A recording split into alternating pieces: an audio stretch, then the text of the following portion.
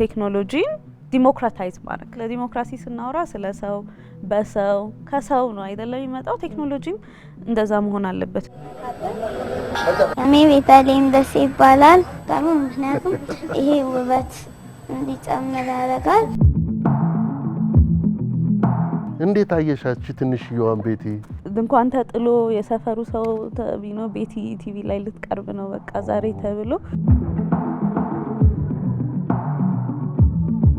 በማስተማር ምንድነው መለወጥ የምትፈልጊው ንብረት ይጠፋል ብዙ ነገር ይሄዳል ጊዜ ይለዋወጣል ነገር ግን የተማረ ሰው ነው ጥሩ ቦታ የሚደርሰው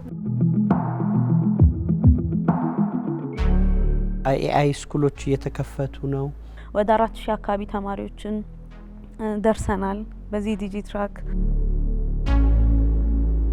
አንቺ የቱን ትመርጫለሽ የሂውማን ኢንተለጀንስ አርቲፊሻል ኢንተለጀንስ አሁን AI ያስመሰለ ነው ኢሚቴት ያደረገ ነው ኢንተለጀንት እንደሆነ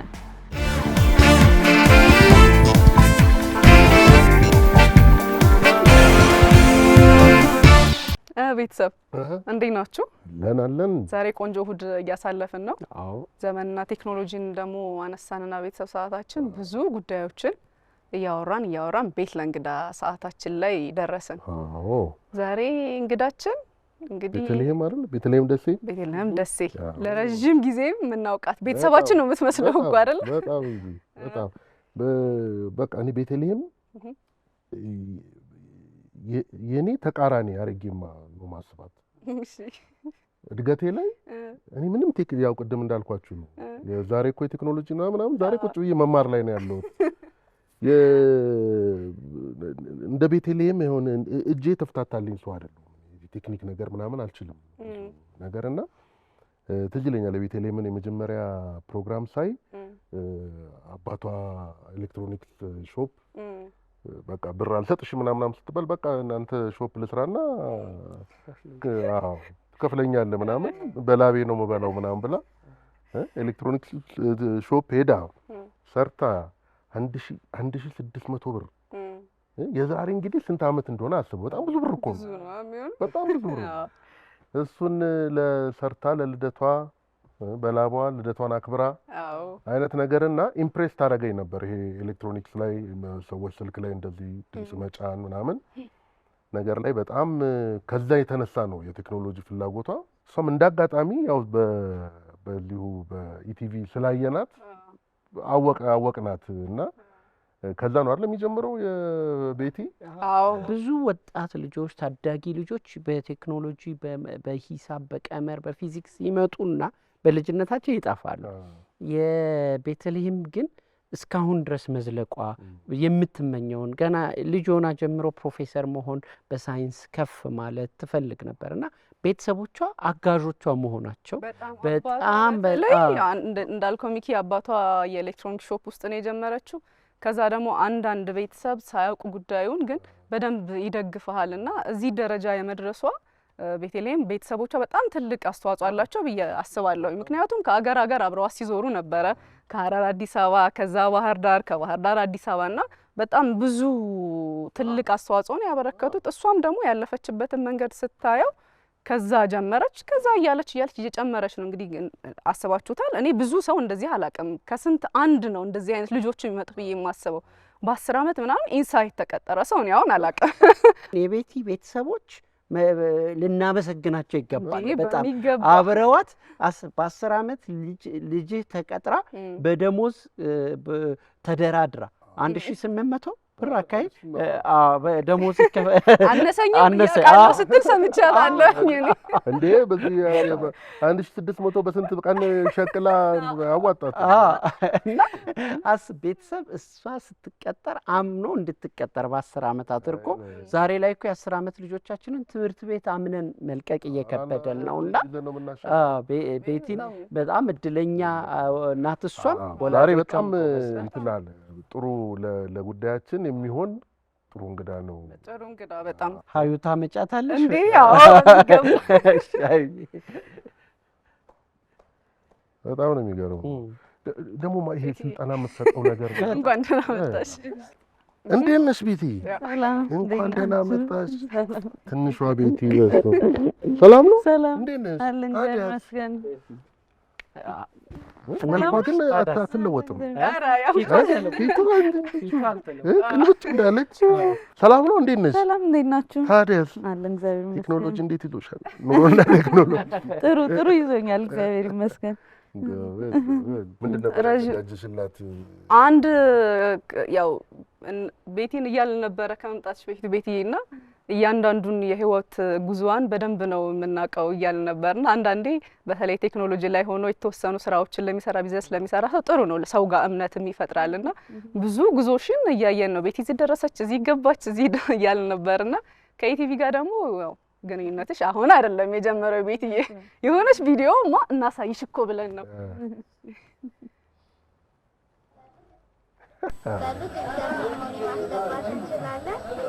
እና ካሜራም አለው።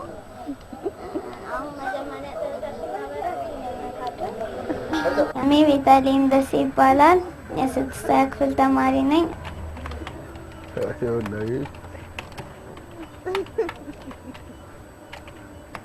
እዚህ ቤት ከተማርኳቸው መካከል አንዱ አዶቤ ፎቶሾፕ ይባላል። ይህም የግራፊክስ ዲዛይንን ለመስራት ይጠቅማል። አሁን ለምሳሌ በትምህርት ቤት ውስጥ የተሰጡኝን አሳይመንቶች ለመስራት በዚህ ነው የምጠቀመው። ምክንያቱም ይሄ ውበት እንዲጨምር ያደርጋል። አሁን ለምሳሌ እኔ ከትምህርት ቤት ከሰራኋቸው መካከል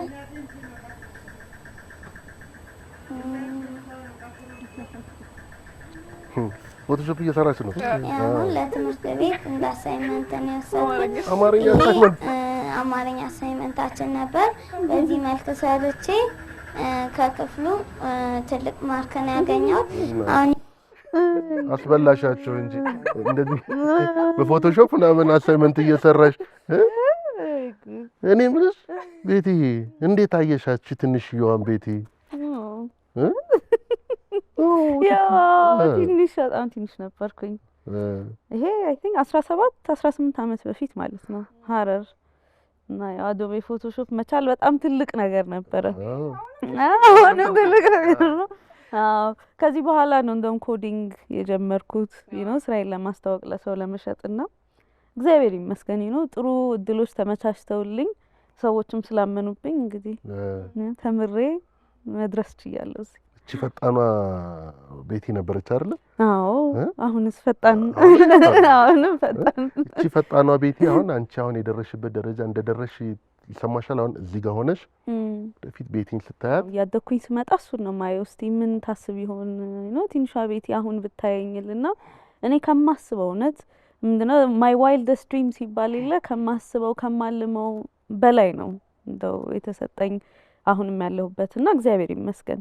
እና ያው ተመልሼ ሳይ should be very proud በጣም ምትኮራ ይመስለኛል። በጣም ጥቂት ሰዎች ናቸው እኮ እንደዚህ ማለት የሚችሉ ታውቃላችሁ አይደል?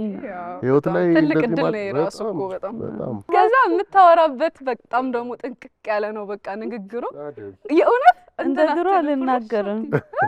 ድሮ አልናገርም የሚገርማችሁ አሁን ላይ እንደውም ብዙ የዛን ጊዜ በደንብ እንድናገር በየትምህርት ቤቱ እየሄድኩኝ ንግግር እንዳረግ ያረግ ነበር አባቴና የዛ ነበር። ከዛ ደግሞ የሚገርማችሁ ኢቲቪ የዛን ጊዜ ሚሊኒየም አካባቢ መሰለኝ ይሄ እና ኢቲቪ ሀረር ሲመጡ ቤቱ ላ ድግስ ተደግሶ ነበረ።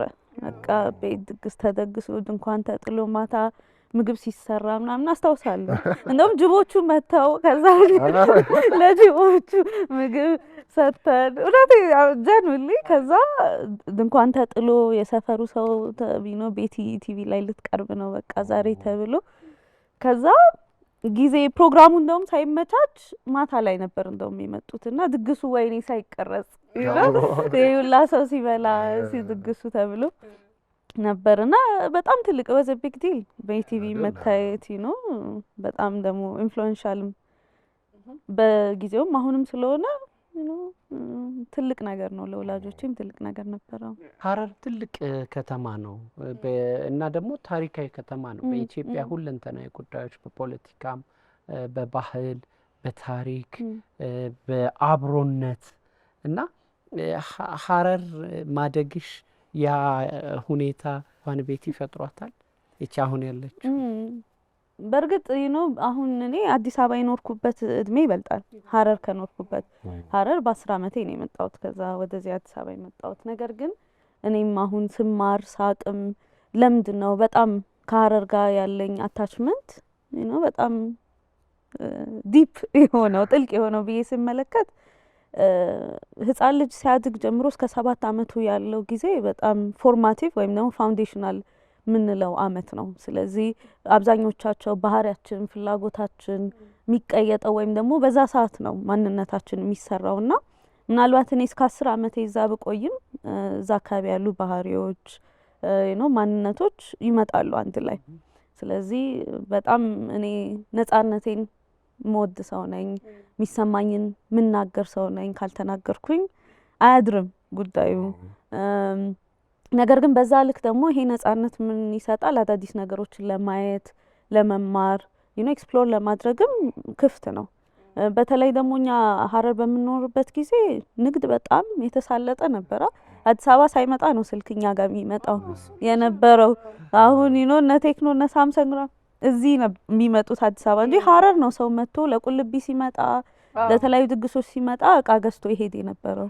ዲቪዲ ዲሽ እሱን ገዝቶ የሚሄደው ከሀረር ነው። ቢካዝ ለቴክኖሎጂ የበለጠ ቅርብ ነበርን እኛና እሱ ራሱ ትልቅ አስተዋጽኦ ያለው ይመስለኛል። እኔ ከጓደኛዬ ጋር ሳወራ እንደዚህ በዚህ አመት እኮ ነው ወደ ካሴት ቀይሬ ሙዚቃ እንደዚህ ሸጥ ነበረ እኛ ቤት እንደዚህ አይነት ቴፕ ነበር ምናምን ትለኛለችና በከተማው ራሱ እንደዚህ ለቴክኖሎጂ መንገዱ አባቷ ቢኖር ንግዱ ቢኖር ነው አይደለ ያነ የኤሌክትሮኒክስ ሾፕ የከፈተ በጣም ትልቅ አስተዋጽኦ ያለው ይመስለኛልና አሉ እንደዚህ የሚሉ ሰዎች። አሁን እንግዲህ እኛ ከሰሞኑን እንደ አዲስ ዜና የሰማነው ድርጅት አለ ጌሮ የሚባለውና እንግዲህ የልጅነትሽን አይተን ቅርብ ጊዜ ደግሞ ከአይኮግ ጋር ነበረ ብዙ ስራዎችን የምናይሽ የምናቅሽና አሁን አዲስ ድርጅት ነው፣ ሪብራንዲንግ ነው። ጌሮ ምንድነው ይዘሽልን የመጣሽው? ጌሮ ያው የድሮ ድርጅት አይኮግ ሪብራንድ ተደርጎ ነው። ከዚህ በፊት ስሰራ በፓርትነርሺፕ ነበር የምንሰራው እኔና አይኮግ ላብስ በጋራ ሆነን 50 ሆነን ነበር የምንሰራው። በዋነኝነት ደግሞ የስልጠና ስራዎቻችንን የሪሰርች ኢትዮጵያ ላይ የምንሰራቸውን ትላልቅ ፕሮጀክቶች በዛ በጋራ ሆነን ነበር የምንሰራው። ነገር ግን ይሄን ስትራክቸር ቀየር ነው ማለትም ኦነርሺፑን ወይም ባለቤትነቱ ሙሉ ለሙሉ ወደኔ ሲተላለፍ ምን አረግን ማለት ነው። ስለዚህ አዲስ ስም ያስፈልገዋል። አዲስ ማንነት ያለው ድርጅት ነው። ከድሮ ከአይኮግ ላብስ ጋር ደግሞ ስንሰራ የነበረው ተትቶ አሁን ደግሞ እኔ ጋር አብረውኝ ያሉት ሰራተኞች ስለሆኑ ምን ብለን እንሰይመው ብለን አሰብን። ጊሮ አልነው። ጊሮ ማለት የብይ ጨዋታ ነው ሀረር። ለምንድን ነው ያለው? ከዚህ በፊትም በጣም ለረጅም ጊዜ ይህንን ስም ለሌሎች ፕሮጀክቶች ለመስጠት እያሰብን ነበረ። ግን ስታስቡት ያው የጊሮ ጨዋታ ምንድነው? አንደኛ ቲም ወርክ አለው አይደለ? በጋራ መስራት አለ። ቡድን ይዘሽ ወይ ከጓደኛሽ ጋር አንድ ላይ ትሰራለሽ። ከዛ ባለፈ ደግሞ ኪዩሪዮሲቲ አለው። አዲስ ነገርን የመፈለግ አዲስ ስትራቴጂ የመፍጠር አለው። ከዛ ባለፈ ግን ፋን ነው የወጣትነት የህፃንነት የጨዋታ ምልክት ነውና ድርጅቱ ደግሞ ያንን ስለሚያመለክት ይሄንን ስም ለመስጠት ወሰንን ማለት ነው። ምንድን ነበረ የምትሰሩት? ምንድን ነበረ በዋነኝነት የምንሰራው? አሁን ጊሮ ላይ ነው የኤአይ ስልጠናዎችን ለህፃናት ለወጣቶች እንሰጣለን በዋነኝነት። ቢካዝ እኔ የተፈጠረልኝን እድል ለሌሎች ለመስጠት በሚለው ዋና አላማ ነበረ ድርጅቱም የተመሰረተው። ከዛ ባለፈ ግን ኢትዮጵያ ውስጥ የተለያዩ ፕሮጀክቶችን መስራት የሚፈልጉ ትላልቅ ድርጅቶች ጋር እንደዚሁ አንድ ላይ እንሰራለን፣ ኮንሳልት እናረጋለን፣ እንዲሁም ደግሞ ፕሮዳክቶችን ዲቨሎፕ እናረጋለን። ስለዚህ በዋነኝነት እነዚህ 3 መዋቅሮች ላይ የተመሰረተ ስራ የሚሰራ ድርጅት ነው። አይኮግ ላብስ በኢንተርንሺፕ ገብተሽ ረጅም ጊዜ የቆየሽ ይመስለኛልና መቆየትን ብቻ አይደለም በጣም ትላልቅ ስኬቶች ነበረ። በተለይ ለልጆች ለሴቶች ምናምን የተፈጠረው እድል በጣም ትልቅ ነው። ከዛ በሮቦቲክስም ደግሞ ሶፍትዌር ላይ ስለነበረ የምትሰሩት አስተዋጽኦች ትልቅ ነበርና እንዴት ነው አሁን ከአይኮግ ጋር የተለያያችሁት ለማለት ጥለሽ ወጣሽ? አሁን አይኮግ አለ ለብቻው እንዴት ነው የተለያያችሁበት መንገድ? አይኮግ ላይ ኢንተርን ሆነሽ ገብተሽ ነው? ኢንተርን ሆና ነበር የገባችው። አይ አንድ አይነት ስም ስለሆነ ብዙ ጊዜ ሰው ያው ይወዛገባል አይደለ? እኔ አይኮግ ላብስ የገባሁት እንደ ኢንተርን ነው፣ እንደ ጀማሪ ሰራተኛ 17 ዓመቴ ላይ። ስለዚህ 17 ዓመቴ ላይ ከ10 ዓመት በፊት ማለት ነው። ከገባው በኋላ ግን አንደኛ የሴቶችን ተሳትፎ እንዴት ነው መጨመር የምንችለው? ከዛ በፊት ደግሞ እኔ ከመግባቴ በፊት ከዩኤስ ኤምባሲ ጋር ገርልስ ካን ኮድ የሚባል ፕሮጀክት ነበረ። እዛ ላይ መምህር ነበርኩኝ፣ አሰልጣኝ ነበርኩኝ። ከዛ እሱን ስላየው ልጆቹ ላይ ያደረገውን ተጽዕኖም ስላየው ምን አረኩኝ? ይሄንን ሀሳብ አቀረብኩኝ። ከዛ በኋላ ኤኒዋን ካን ኮድ የሚባለውን ጀመርን። ከዛ ነው ካምፓኒው ግን እያደገ ሄደ። ካምፓኒው ማለት እኔ የጀመርኩት ኢኒሼቲቭ በጣም እያደገ ሄደ። ብዙ ኮንትራቶችን ማምጣት ጀመረ። ከዩኤስ ኤምባሲ ጀምሮ ሃኒዌል፣ የተለያዩ ድርጅቶች የተለያዩ ኮንትራቶችን እየሰጡን መቀጠል ጀመሩና ለዚህ ይሄንን ድርጅት መለየት አለብን፣ ስለዚህ ራሱ እንደ ተቋም እንዲያድግ አልን ማለት ነው። ከዛ ነው 50-50 የገባ ነው። አይኮግ ላብስ እንደ ድርጅት አሁንም ቀጥሏል። ነገር ግን ይሄ ተቋም አላማው አድርጎ የተነሳው ቴክኖሎጂን ለዲሞክራታይዝ ማድረግ አይደለ? ስለ ዲሞክራሲ ስናወራ ስለ ሰው በሰው ከሰው ነው አይደለ የሚመጣው። ቴክኖሎጂም እንደዛ መሆን አለበት የሚል እምነት ስላለኝ ለዛ ነው ለብቻው እንደ ተቋም ነበር የሆነው። ያ ተቋም ላይ ነው 50-50። አይኮግ ውስጥ ደግሞ ያሳካሻቸው እነዚህ ጉዳዮችን ብለሽ ብትነግሪኝ ደስ ይለናል። ዋናው ትልቁ እንደው አሳካውት ብዬ ማስበው በእርግጥ ፕሮጀክት የዲጂትራክ ፕሮጀክት የሚባላለን የተንቀሳቃሽ የማሰልጠኛ ማዕከል አለን። ኮምፕሊትሊ ሶላር ፓወርድ የሆነ የትም አካባቢ ላይ ሄዶ እነዚህን ስልጠናዎች መስጠት የሚችል።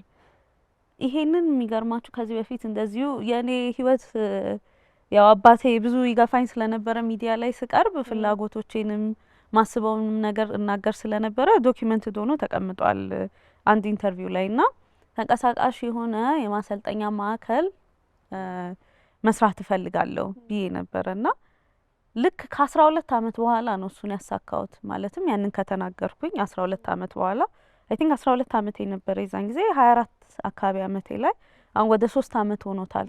ይሄ ፕሮጀክት ምንድነው የትኛውም የኢትዮጵያ ክፍል ላይ ሄዶ የመጀመሪያ ላይን ኦፍ ኮድ ወይም ደግሞ መጀመሪያ ኮዲንግ እንዲማሩ፣ ስለ ሮቦቲክስ እንዲማሩ፣ ኤአይ ምንድነው ዓለም ላይ ምን እየተከሰተ ነው የሚለውን እንደዚህ አይነት አክሰስ የሌላቸው ተማሪዎችና ህጻናት ጋር ሄዶ የሚያስተምር 40 ፊት ኮንቴነር ላይ ያለ ተንቀሳቃሽ ኮንቴነር ነው ቤዚክሊ። እና ለኔ አይ ቲንክ በጣም ትልቁ ስኬቴ እንደውም አድርጌ የምወስደው ትልቁ ፕሮጀክት እሱ ነው።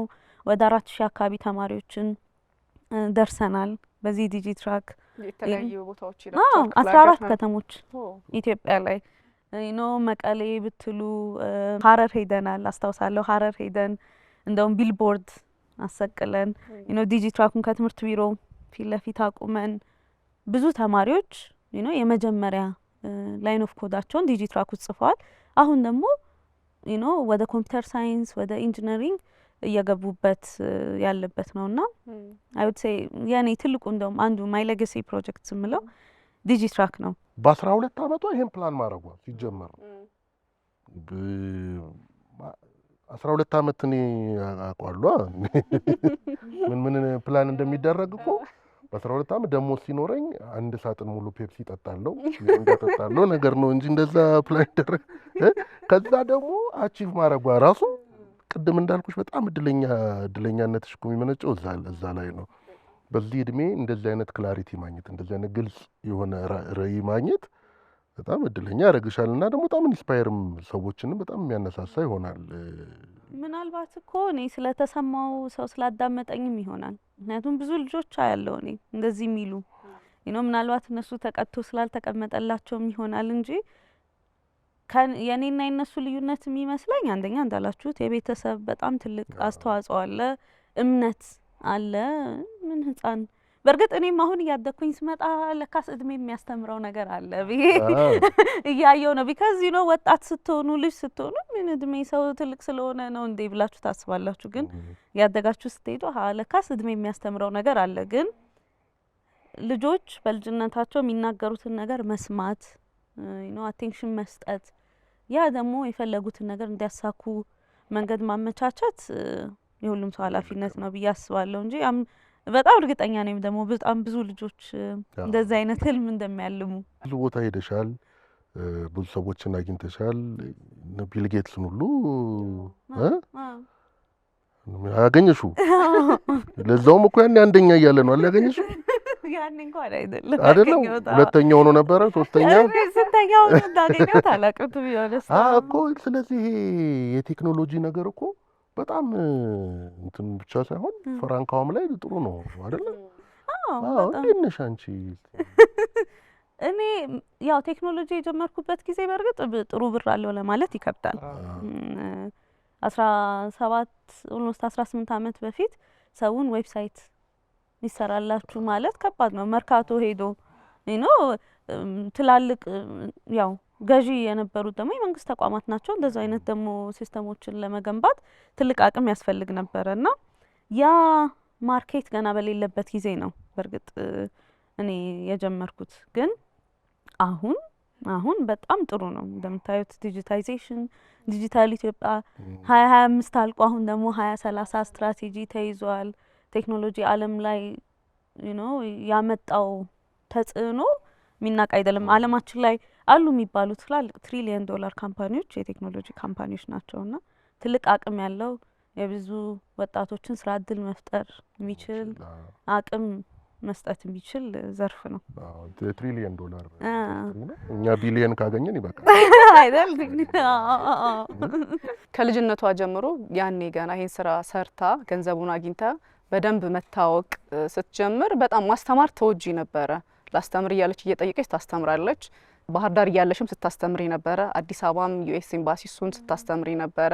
አሁንም እየሰራሽ ነውና ምንድነው ላይክ በማስተማር ምንድነው መለወጥ የምትፈልጊው ነገር? የማስተማሩን መንገድ ለምንድነው የመረጥሽው? ትምህርት ነው ትልቁ ፓወር ብዬ ማስበው። ንብረት ይጠፋል፣ ብዙ ነገር ይሄዳል፣ ጊዜ ይለዋወጣል። ነገር ግን የተማረ ሰው ነው አይደለ ጥሩ ቦታ የሚደርሰው። ይሄንን ስላችሁ ደግሞ አሁን እኔ ዩኒቨርሲቲ አልጨረስኩም። ድሮፕ አውት አንድ አመት ነው የተማርኩት። ግን ያ ማለት የትምህርትን አስፈላጊነት ሳላቅ ቀርቼ ሳይሆን የተለያዩ መንገዶች አሉ ትምህርት የምትማሩበት። የህይወትም ትምህርት አንድ ትምህርት ነው አይደለ?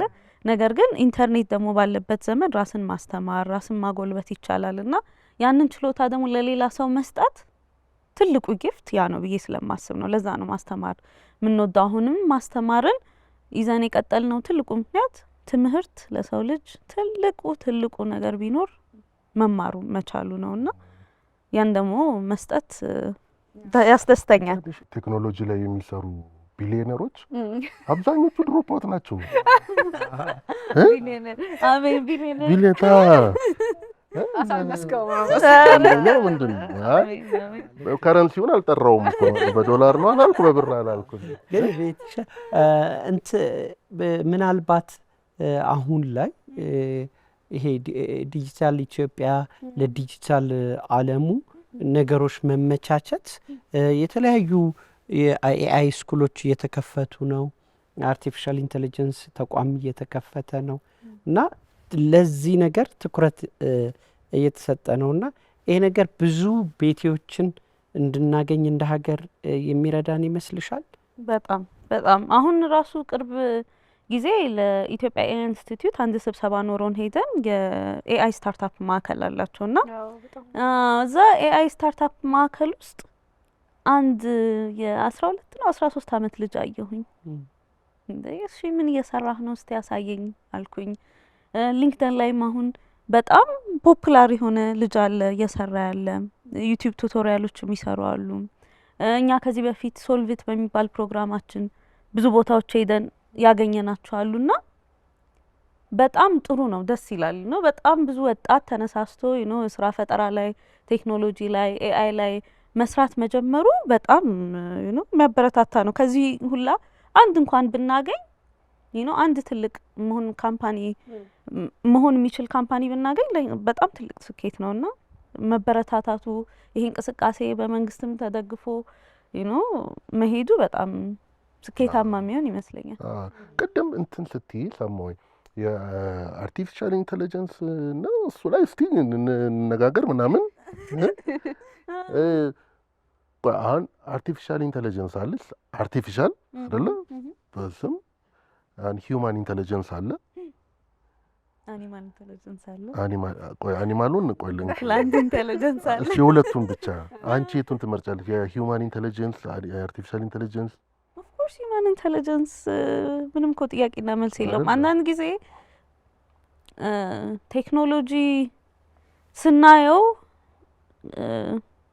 አሁን ኤአይ እያስመሰለ ነው ኢሚቴት እያደረገ ነው ኢንተለጀንት እንደሆነ እንጂ የእውነት ያው ሙያው ላይ ያሉ ሰዎችም ከኔ ጋር ይስማማሉ የእውነት አስተውሎ የእውነት ተረድቶ አይደለም።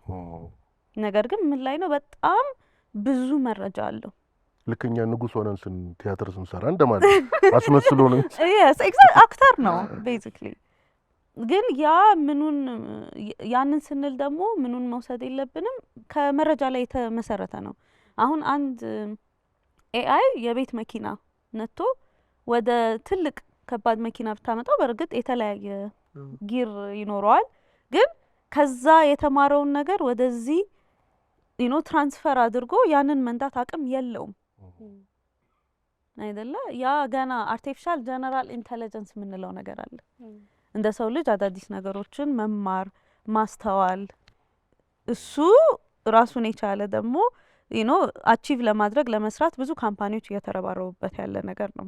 ነገር ግን አሁን ያለው ኤአይ በብዙ መረጃ ላይ የተመሰረተ ብዙ ኃይል የሚወስድ ነው።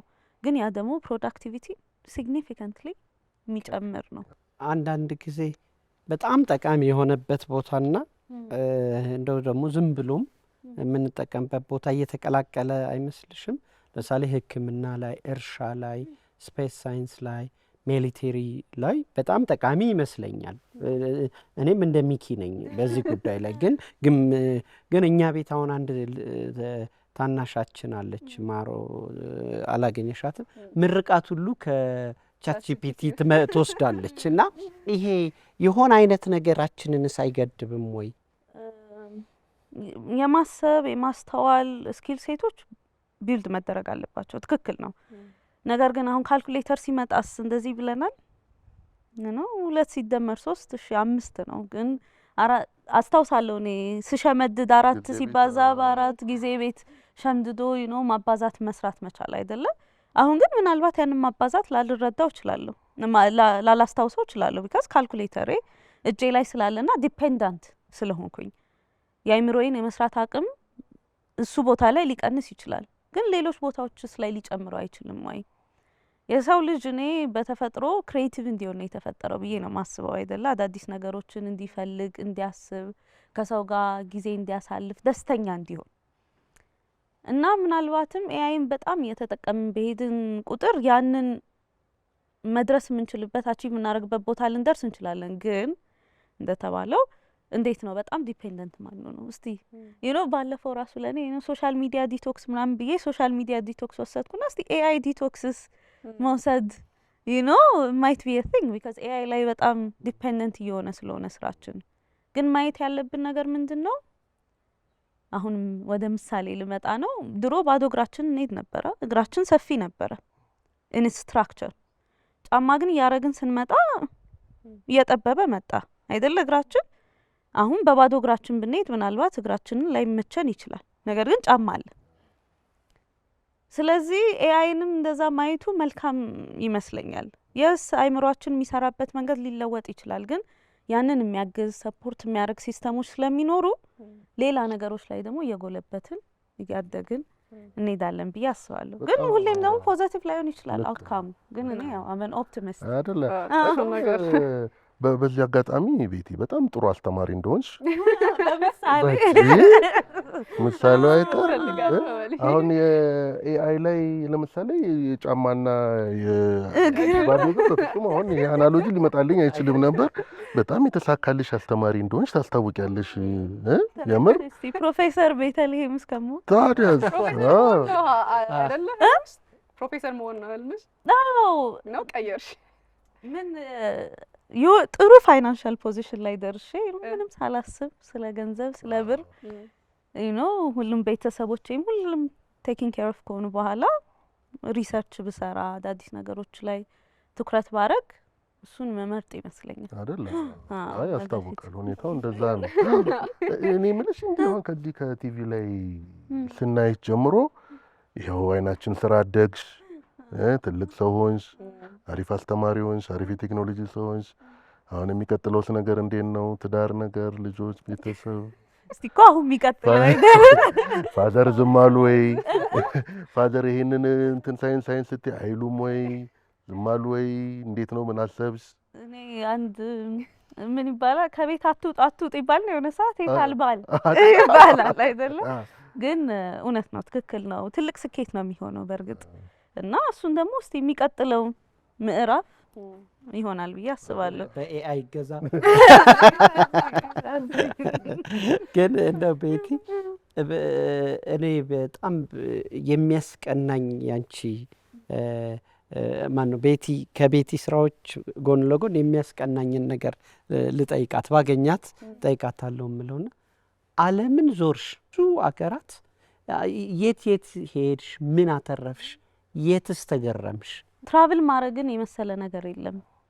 አዲስን ነገር ማየት፣ አዲስ አኗኗር ዘይቤ፣ አዲስ ቋንቋ፣ የተለየ የማህበረሰብ ሁኔታን ማየትን የመሰለ ነገር የለም። እንደሱ እንደውም አይምሮን የሚያሰፋ ነገር አለ ብዬ አላስብም። ከመወዳቸው ከተሞች ሲንጋፖር ዋን ኦፍ ማይ ፌቨሪት። በጣም መጀመሪያ ደግሞ የሄድኩት ሲንጋፖር ነው እና መጀመሪያ እንግዲህ ከሀገር ስወጣ ሲንጋፖር መሄዴ በቃ 17 ዓመቴ ላይ ላምን አልቻልኩም። ኒውዮርክ ምንም ነገር በቃ ሁሉም የምታስበው ነገር ትንሽ የሚመስልህ ከተማ ቢካዝ ሁሉ ነገር ትልቅ ነው። ሰው እየተንቀሳቀሰ ነው። ነገሮች በቃ እየተከሰቱ ነው። በፍጥነት መስራት መራመድ በጣም አስፈላጊ ነው። ማራካሽ ሞሮኮ በጣም ነው የምወደው ቢካዝ ሀረርን ያስታውሰኛል። በጣም ብዙ ኢንፍሉዌንስ አለና ኦፍ ኮርስ እነ ፓሪስ ደግሞ በጣም የፍቅር አትሊስት የሆነ 6 ወር ኒውዮርክ 6 ወር ፓሪስ እስቲ ብኖር ከ30 ዓመቴ በፊት ብያለሁ። አሁን ከተናገርኩትማ ማድረግ አይቀርም።